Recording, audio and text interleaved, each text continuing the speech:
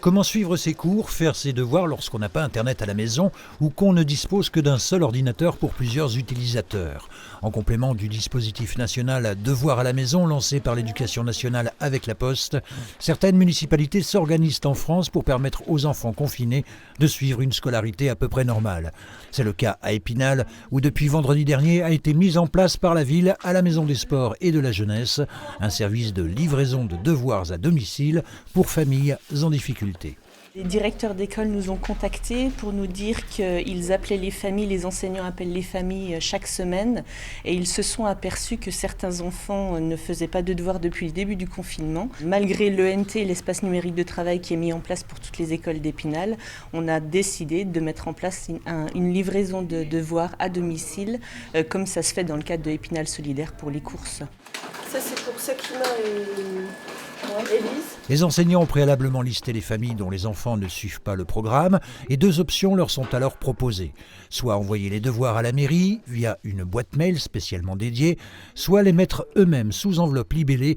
Dans les deux cas de figure, ce sont des employés municipaux qui les réceptionneront puis les distribueront à domicile, comme c'était le cas ce mardi sur le plateau de la Justice, où nous avons suivi Christine et Nourdine dans leur nouveau métier provisoire. Je fais des ATE, je fais les initiations pour les personnes âgées en informatique. Et ça, c'est en temps normal? Ça, c'est en temps normal, effectivement. Je travaille au bureau information jeunesse en tant qu'animatrice information jeunesse. Oui, bonjour madame, c'est la mairie d'Épinal.